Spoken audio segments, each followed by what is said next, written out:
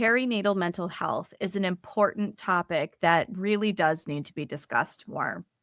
We're slowly increasing our awareness and having open conversations around postpartum anxiety, postpartum depression, postpartum psychosis, and more. Join me this week as I sit down with therapist Nicola Crawley and we talk about postpartum anxiety, depression, and how to support yourself and others if you're experiencing symptoms of it. Hi, I'm Adrienne Irizarry. I'm an East Asian medicine practitioner who is passionate about women's health and helping women to live their best lives. My goal is to put you in the driver's seat of your health, offering holistic solutions for a symptom-free life. Statements made in this program are for educational purposes only and not intended as a substitution for medical consultation or advice. We do not claim to diagnose, treat, or cure any diseases. This podcast is inclusive and welcomes all gender identities. The focus of the program is on biological function, and we will use the term women throughout, but it is referencing physiological and social challenges for biology, not identity. Come as you are, I am happy you're here and welcome all performances of identity. I hope you find something helpful in this show.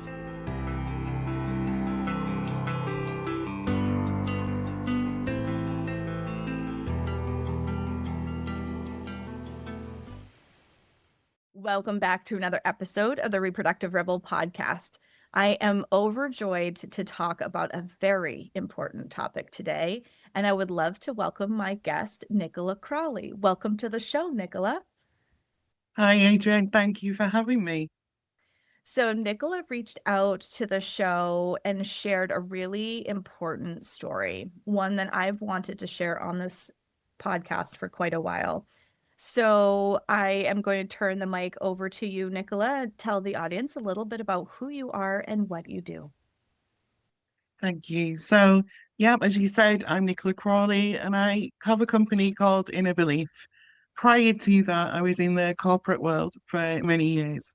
And because of what happened in my life in relation to the topic that we're going to talk about today around peri and postnatal depression, I chose to leave that career, retrain and support women who were going through what I went through and to try and prevent people from going through that.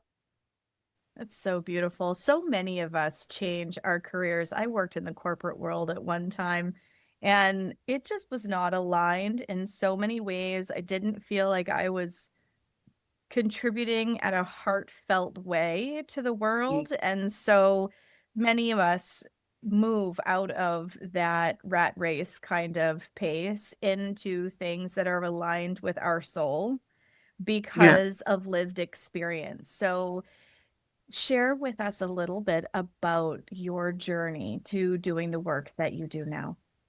Okay. So my journey, I guess, started back in 2002, which I can't believe was, 23 years ago. And in November of that year, I had my eldest son. Pregnancy was okay. It was a little bit difficult. I had early stages of preeclampsia. Towards the later stages of the pregnancy, I was induced and I gave birth to my very healthy 9 pound 12 baby boy.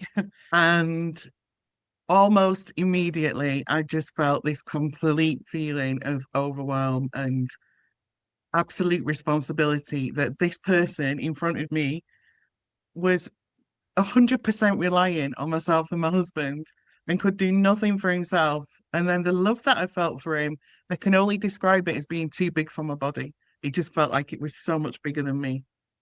What that then translated into was me having this abject fear that he was going to die. I was absolutely convinced that because he was there and he was so precious, that he was going to get taken away from me. And that gradually became worse and worse, even though I had a loving husband, loving family, we have health visitors in the UK. So when we leave the maternity hospital, we're seen by a midwife for a couple of weeks and then a health visitor comes in. And she did a score that's called the Edinburgh score. And it's to assess for postnatal depression. And she said if you scored, I think it was greater than 12, then you were into the realms of postnatal depression and I scored 18. And I couldn't remember the time where I'd been happy when she was doing the test. How that then transpired was that I became convinced, and it sounds crazy saying it to you now, but I became convinced that the coat that was hung on the back of my bedroom door, if I removed that coat, that my son would die. There was absolutely clear connection that you just could not convince me otherwise of. I was seeing a psychologist at the time, and he said, please try and just take that down, even if it's for a split second, because there is no correlation between these two things. So I think I moved it maybe just a couple of centimeters. I didn't lift it off because that was too scary. I just moved it. And then I sat all night watching him to Mm. make sure he didn't die, just staring at him. I went back to see the psychologist a couple of days later. And I think this is one reason that I wanted to get into doing the therapy that I did, because what he said could have sent me down a complete spiral. He said, did you remove the coat? And I said, only a little bit. He said, is your son still alive? And I said, yeah. And he said, oh, thank God for that. And I said, what do you mean? And he said, I had a client, a lady, who was convinced that if she took a silver bangle off her wrist, boyfriend would die. And she did, and he was killed in a car accident. Oh Yeah. my God. So to me, that just reinforced in my mental state that what had happened when I took that coat was a fluke. I'd just been lucky, and that this connection was still there. Oh. So I left that psychologist and started to look into other forms of therapy. And that's where I came across things like hypnotherapy at this point. I gradually began to get better. I was still carrying on working in the corporate world, and there's a 7 year age gap between my two boys because myself and my husband wanted to make sure that I was well.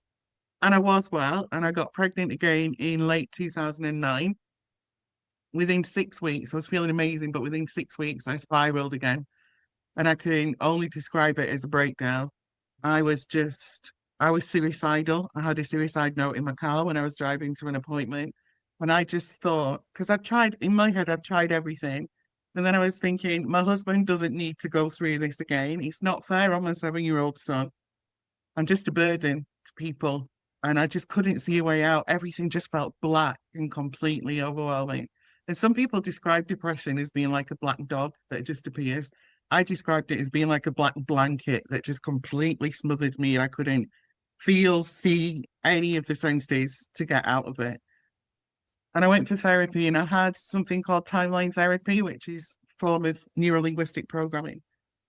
And I came out of there after 2 sessions, and my husband said, I've got my wife back.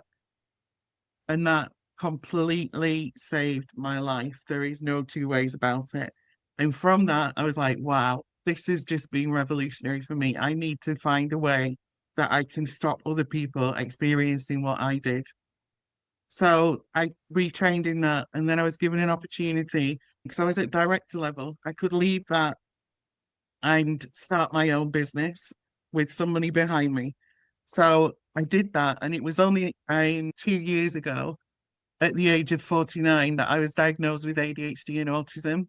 And what I've since found out is that I was reading something only the other day that said that 30% of women who have not got any kind of neurodivergence will most likely experience some form of postnatal depression. That doubles to 60% when you put neurodivergence in the mix.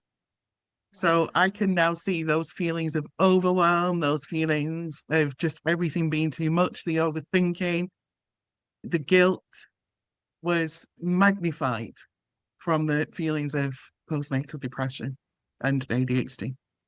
Wow. Oh my Mm. goodness, there's so much to unpack here.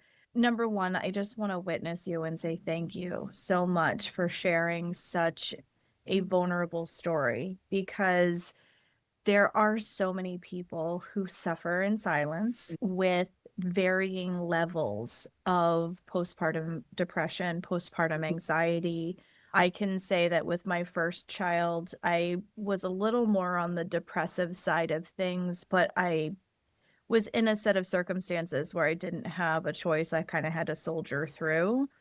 Yeah. And I had a really hard time getting out of bed, and I had a really hard time, like, taking care of her was easy, Mm, because she was like the light of my life. yeah. And that was the only candle that I had at that time that was giving any light to my life. Mm, And with my son, I was very surprised because of my fertility journey to bring him into the world. Like getting pregnant with him was such a miracle. And my pregnancy with him was beautiful. I had the home birth that I wanted to have. And not long after I gave birth to him, the anxiety mm, began. yeah. And it was so intense that I would hold him against my chest and I would press myself against the wall to walk down the stairs Yeah. because I could just see so vividly in my mind both of us falling down the stairs or something like that, and it felt so irrational. And yet little things like other people holding him or you know other people having normal interactions with him, I can Mm, feel like my chest tighten. And mm, at the time of this recording, he's almost 7 months old now, and I still have a little bit of that. It's hard to describe to people who haven't experienced it. So I am really grateful for you sharing your story. And for those who are listening who have experienced it and either didn't realize that's what it was, like there's been more conversation openly, I feel like, in the last few years about it, but it's very recent that people yeah. are being more open around having this kind of experience. I still class it as being one of the biggest taboos. I think since the pandemic, because that's now the new way that we measure time, but since the pandemic, well, most people are starting to appreciate mental health issues and we feel more able to talk about them. But still, postnatal postpartum depression is a taboo because, like you were just describing there, you'd been trying so long for this baby and it was a miracle that you came along. So you are expected by society to feel great and to be so grateful and the perfect mum. And then I think what we have now that we didn't have back in 2002 and 2003 when I first experienced it is social media. Mm. And people can present this picture of being the perfect wife, the perfect mother, having the perfect child. And when you're in the throes of depression, what you don't realize is that is a single snapshot of a second in time. And it could be utter chaos and devastation going on around them. So I think there's a lot of pressure now on new mums to have this perfect life. And unfortunately, it just isn't like that for a lot of people. I mean, those first few weeks after you give birth are messy any way you look at it. Whether you're experiencing postpartum anxiety or depression, or in some cases, postpartum psychosis, like Yeah. it's messy under the best of circumstances. You're trying to figure out your baby's new rhythm. The third day after you give birth, you have one of the biggest hormonal shifts of your entire Yeah. life, Yeah. and your milk comes in. But like, I remember the day that my milk came in, I felt like everything that my family needed, because I have a blended family. My older two were from my husband's previous marriage, and my daughter, who's 13 and a half now, was from my previous marriage. So this was our first baby together. Mm, And like I felt like all of the teenagers came at me all at once and they all needed things and dad needed things, and I was trying to nurse the baby and I was having a little bit of a hard time with like I wasn't sure if I was already experiencing mm, some early mastitis signs because yeah. like everything burned. So like I was so focused on that, and then everybody was coming at me all at once and I felt like I was going to snap Yeah. because it just was so overwhelming and so much pressure all at once. And nobody could understand, even when I tried to explain. My body is tired, my emotions are tired, Mm, and I'm trying to do this thing. And when milk comes in, it's just such a huge shift. And yeah. when that little pocket of time isn't honored, it's kind of like the beginning of a snowball that starts to Yeah. roll down the hill. Yeah, exactly. And I think way back when, I know when I was born, mums were encouraged to stay in hospital for a week, and the midwives came and took the babies away at night so that mums could get a restful sleep. And that is completely flipped on its head now. And we're encouraged to leave hospital as soon as possible. Right? And we're just kind of, I know that in the UK, the NHS service that we have is completely stretched at the moment. So people who work in there, the medical staff, just haven't necessarily got the time to provide the support that they want to provide. And breastfeeding was something that contributed to my trigger with my eldest because we managed one successful breastfeed. And then I was just really struggling to get into latch on for the next one. And the midwives came in to help, and I was calling them back because it just wasn't happening. And he was really hungry and was crying. And like you said, you're exhausted. My labor had been 36 hours. I was exhausted by this point and in the hospital on my own with him in the middle of the night. And I actually went to the nursery station and asked for a bottle. But that hospital had just been awarded a breastfeeding award. So their focus was you have to breastfeed, you have to breastfeed. And when I went back again and asked for a bottle, because he'd not fed for ages by this point, they just gave me such a look. I can still remember it. And I felt so small. And that contributed to these feelings of failure and guilt. And I guess the belief that I was doing something so fundamentally wrong that was going to damage his health as well. So yeah, it's kind of like this perfect cocktail in all the right conditions, really, for feeling so vulnerable. Well, and breastfeeding isn't second nature, Yeah, especially when it's your first. Like, I had no idea with my first that I had inverted nipples. I had yeah, never had issues with my nipples showing through my shirt, which I was mm, so grateful for because I had friends that would get teased about it. But little did I know, fast forward when I was 27 years old and I had given birth to my first child and I was trying to breastfeed said child, that this was a problem. yeah, yeah, It was no longer a blessing, it was a problem. And yeah, so, nipple shields and like I didn't have any of that stuff. And I'm mm, so mm, grateful that I had a home birth midwife that was equipped and able to like tell me that it was actually an anatomical thing. It mm, wasn't me. But then also because my daughter had been in the birth canal for so long, because I was in labor 15 and a half hours with her, but her neck tipped. So like the cone wasn't right on the top of her head. It was like off to the side. And at the time, I didn't know anything about craniosacral massage or chiropractic. I really didn't know much about chiropractic work. I had a little bit of adjustment work done on my neck and it was kind of traumatizing. I really didn't know what I know now about how, adjustments can help with the latch and all of those types of things. And I had a beautiful network of practitioners that helped support my son in those early days and help support me in those early days this time because I know what I know now. But yeah, at the time, I felt like a failure because my daughter mm, was hungry. I couldn't get her to latch. Then I had to wear these shields, and she would latch and she would start to suckle and she would break away and she would scream because her mm, jaw wasn't properly mm. aligned and her head bones needed to be moved into proper alignment. So she started to lose weight. And it was, Right. I don't know, maybe 9 days into Mm, her being earthside that the midwife was like, "Have you tried craniosacral?" And I was like, "What the heck is that?"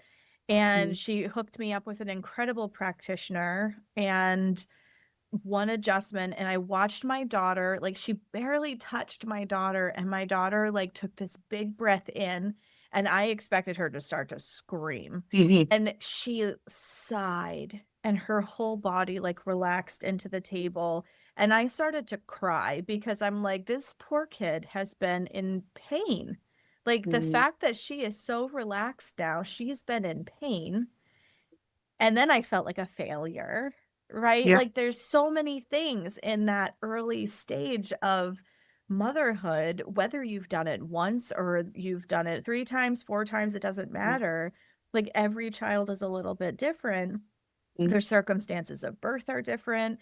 And, you may not have any issues with one, but then you may with another. I had a client who recently shared with me that she ended up having to pump and bottle feed, and then just moved completely into bottle feeding her kids because she had intense rage when she would Oh, let down. So, wow. yeah. So, like, there are so many emotions and symptoms that can come Mm. along with healthy breastfeeding. It's hard for, Yeah. I mean, it's hard under normal circumstances.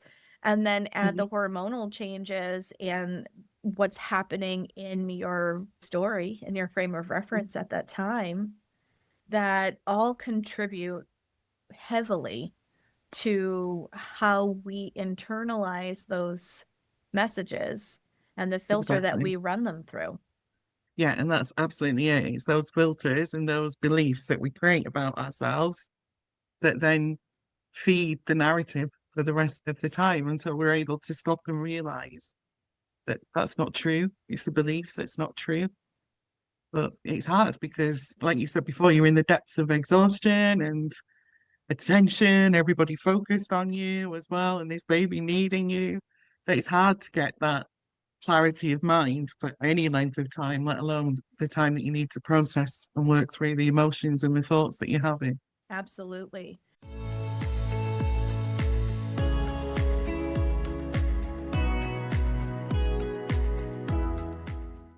And now a break from our conversation for a partnership message. You've been told to hustle, grind, wake up early, and do more. But here's the truth: rest is the most productive thing you can do. And the right kind of rest starts with Sia Silk Sleep Mask, your new sleep sanctuary. I've tried so many sleep masks, and I thought I just had to deal with the discomfort of slipping straps and light still getting through. But then I found this one, and I'm never going back. Made of 100% mulberry silk, it's the only mask that creates total blackout with its comfortable, oversized eye cups that don't smush my lashes while feeling weightless on my face. My sleep, next level. This isn't just a sleep mask, it's an investment in your nervous system. Sia Silk is a women owned small business committed to high quality and sustainable luxury. Check out the show notes for the link to grab yours and rest like you mean it. And now, back to the show.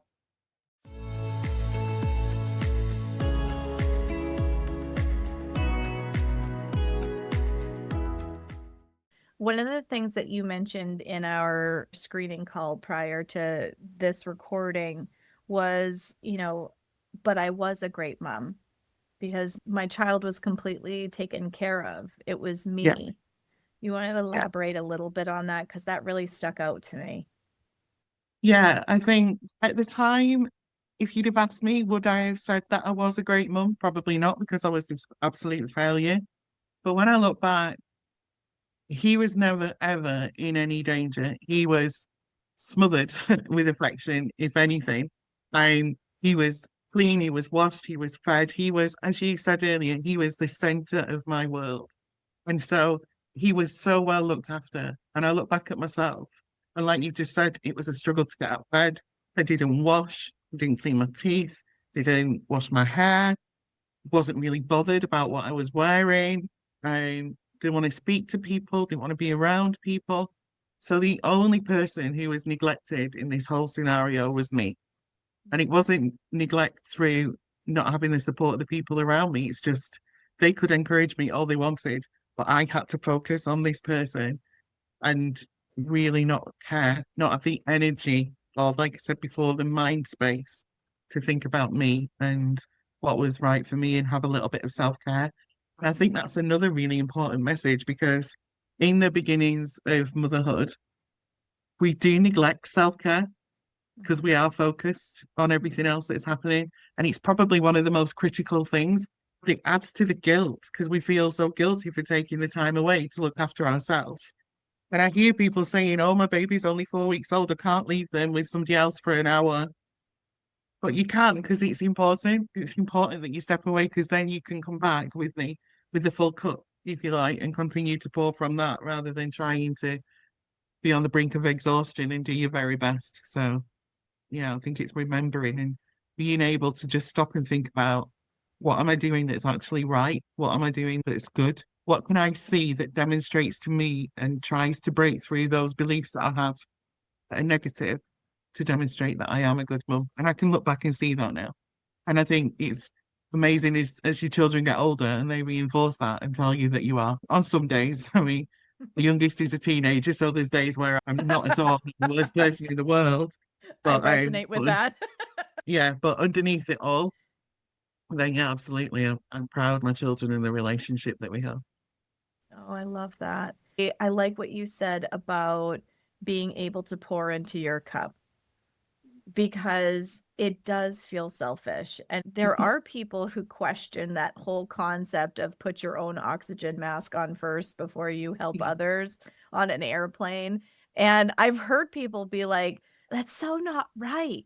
And it's like, Mm, well, but you can't do the most to help other people if you run out of air, yeah, and I thought about this a lot in the early days with my son because I remember with my daughter, I would literally have a heart attack while I was in the shower for the 5 minutes that I dared step in yeah, there and degrease myself yeah. and change to a fresh pair of pajamas. Like Wow. it was just like, oh my gosh, how could I possibly do that? Mm, And I had to be really intentional about it with my son though too. And it felt better because like when I was doing this the first time, it was really just me and her. mm, So, and for some reason it didn't occur to me little things like you can actually bring the seat of the swing into the bathroom with you, Adrian. You can buckle mm. her in. So if you're afraid, you can make it a game and peer out of the shower curtain at her. And you know what I mean? Yeah, Like, because I didn't have the help at home.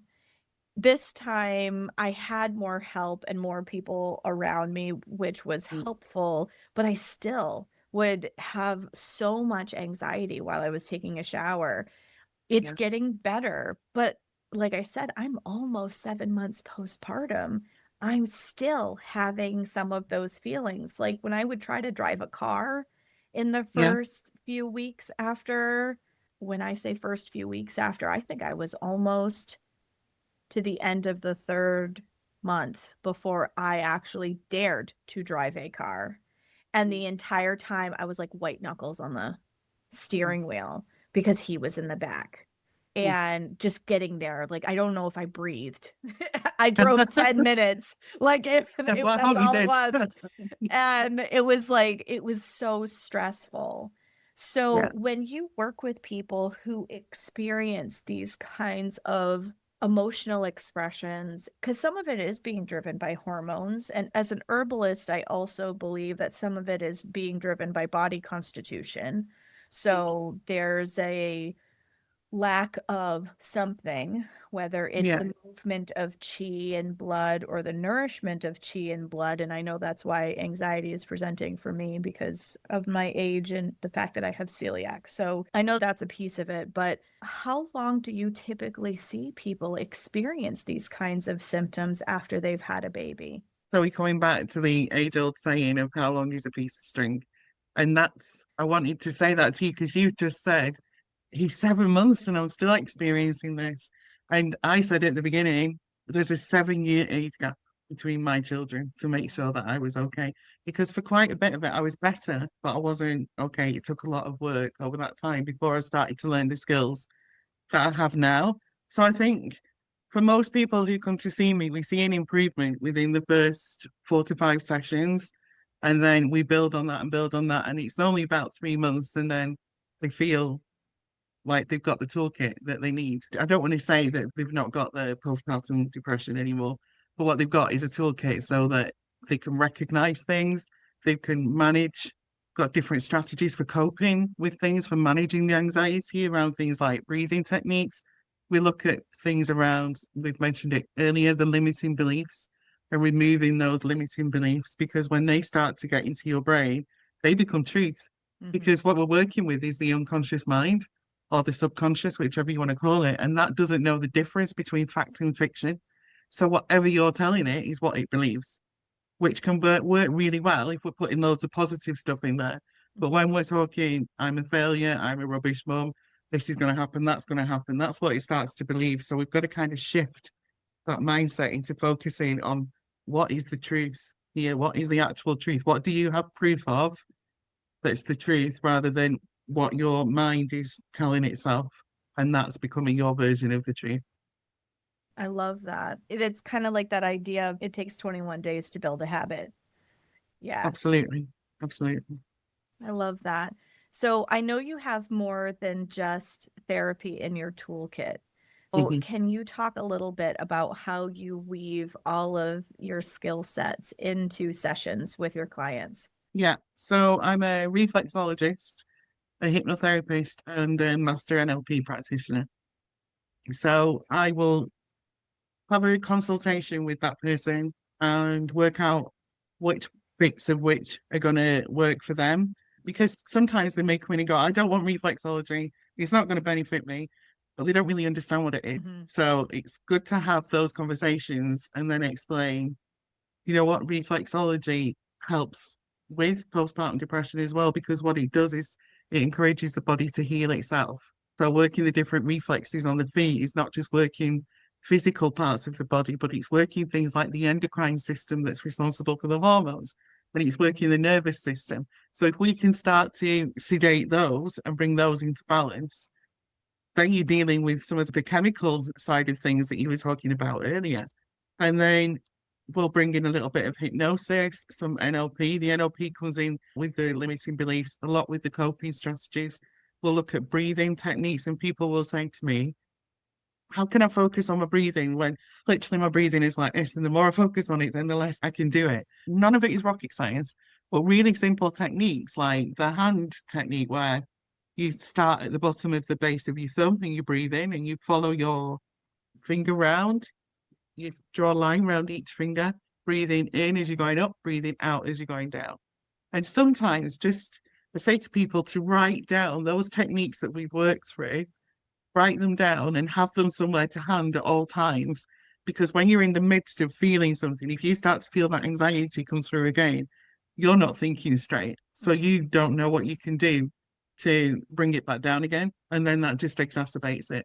So yeah, we blend lots of things together like that so that we're looking at the holistic approach, the mind, the body, and the spirit side of things. I love that. So, what she just said that you see now why I absolutely had to have her on the show. She's not just looking at, and I'm not faulting the traditional Western medical model where your mind gets put in one box and your ovaries are put in a box. And, the medical system tends to silo us as individuals. And there's a different specialist for different parts of the body. I love Nicola's approach because she is taking into consideration that, yes, there's a physiological reason why some of this is happening, but she's also working the energetic piece as well as providing these tools that people can go home with, because this is where, like, when people know that they don't feel normal or quote unquote normal, right? Mhm. Not normal for them, they tend to sit in Dr. Google. Yeah, And that is so not productive. yeah. Not at all. Not at all. I think for some people, this mind body connection can be a bit difficult to get your head around. Yeah. The fact that the mind and what we think can have an impact on our body. But I give an example of if you do something and it's embarrassing, you don't then think, oh, I must make my cheeks go red. It just happens automatically. That's how strong the connection is. And if you hear something funny, you don't think, widen my mouth and make a funny noise from it. We just laugh. So, yeah, just like that. So this is how powerful that connection is on a really basic level. So we can see why when we're feeling all these feelings inside, that sometimes it's coming from the thought processes that are going on in the mind and the beliefs that we've got there. Oh, I love that. That's the angle I work with my clients from. Mm. And that's one thing I would have to say that in the last few years of my work with people in my practice is that I have started shifting more towards the focus being on the emotional body, because of how we end up with these physical symptoms. I mean, Chinese medicine recognizes that the spirit, the mind, all of these things are connected anyway, which is one of the reasons why I love it. But I have found that particularly for women, the stories that we tell ourselves, I did an episode a couple of seasons ago about the inner critic, and that the inner critic can really be not only a rude jerk that you're locked into the box with, but can have such a powerful impact on how your physical body presents itself. And what you just said is a beautiful explanation of why that is. Yeah, you're absolutely right. And I think we say things to ourselves that we would never dream of saying to anybody else. The stuff that I said to myself when I was in the depths of that postpartum depression and anxiety was vile, really. And if somebody said that to somebody that I loved, I wouldn't stand for it. But I think that's the point. At that point, you don't love yourself. So it's easy. And then that just makes it easier for that voice to get louder and louder. Yes, absolutely. So just for people who may be at the stage of, I know I don't feel like myself, but I don't know what I'm feeling other than the fact that I don't feel like myself. Would you be able to explain a little bit about how postpartum depression presents, how postpartum psychosis presents, and postpartum anxiety? Yeah. And I think for me, because the bit with the coat on the door was classed as psychosis. And I don't think that you would recognize that in yours because that's your truth. So there isn't really a wake up call for that one. In my head, that's more about other people recognizing that around you. But the depression and the anxiety, the depression is just this feeling of, I've got this baby that I wanted, that I should be happy about. Or maybe in some cases, I understand that it might be a shock or it might not be the ideal time for you, but still, you feeling like you've got no drive to do anything. You don't perhaps want to eat. You can't sleep because thoughts are racing through your mind. And like I was saying before, even the most basic principles of self-care that, like you at that point, I'd done that for 27, 28 years, just go. And you just don't care about yourself. Everything just, you feel like you're in a bit of a blinkered black tunnel, I think. And the anxiety, it can be anxiety about perhaps you're not bonding with your child and not feeling the feelings that you think you should be having, or you're potentially overly concerned about your child in the same way that you and I have just described, and perhaps feeling like there may be harm to the child, in which case you need to seek immediate help. But just, I think the important thing is to just take 5 minutes for yourself each day in those initial days, if you can, and just sit and think, how am I feeling? What positive can I get from today? And if the answer is none, then that gives you a wake up call. But what positive can I get? And what have I done well? What have I not done well? And if the scales are out of kilter with that, then that tends to give you an indication of where your head might be at. Oh, that's beautiful. So, for anybody who heard this checklist, I would highly encourage you to write it down. Take a couple minutes and write these things down, because then you can kind of look at it over time and go, okay, I'm waking up more days than not feeling this way. Mm. And it will help inform a discussion with a professional. Yeah, exactly.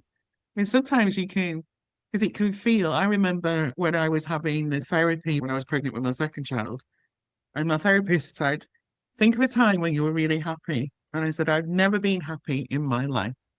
And by this point, I was 35. Now I think back, well, there must have been some points where you were happy. Definitely, if there were. I couldn't think of any because everything just seemed to be covered in this black blanket.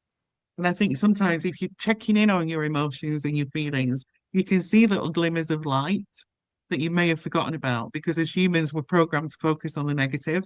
So we can start to see these little glimmers that could perhaps spur you on that little bit, encourage you a little bit, maybe help you to see the fact that you're doing a good job when you might not feel that sometimes. Beautiful. So, if you were to leave our audience with final thoughts around this topic, what would those be? My thoughts on this are, and it kind of ties back in with what we've said earlier, that if you are doing your best, your baby is being fed, clothed, bathed, you are absolutely good enough. And it's recognizing that you are good enough and taking those moments to see that and allowing yourself to see that despite the noise around you and the noise in your head.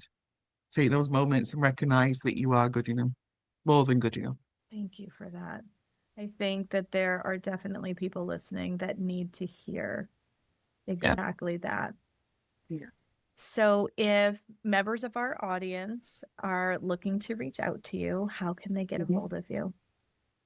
So my website is inner-belief.co.uk, and you can message me at hello@inner-belief.co.uk, and I will share with you the links to my socials where people can get hold of me on Facebook, Instagram, and LinkedIn.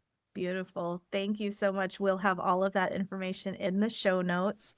Thank you again so much for sharing your story. I hope our conversation can be really helpful and nourishing for people who are experiencing these symptoms and either feel alone in what they're experiencing or realize that there are other people that can support and nourish them in ways that it might be hard for them to see themselves. Yeah, absolutely. Thank you. Thank you for allowing me to share my story. Thank you. And until next time, everybody.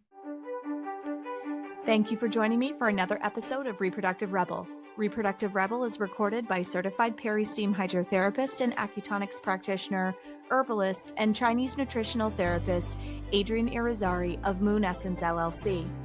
If you are interested in setting up an appointment for one-on-one support, ordering from our store, or checking out our course offerings, visit our website at moonessence.life. Be sure to subscribe to our newsletter and get insider information on upcoming events and offerings. Join the conversation. Like and follow us at Moon Essence Me on Instagram, Facebook, or LinkedIn. Your voices make this program possible. Thank you all for your continued support.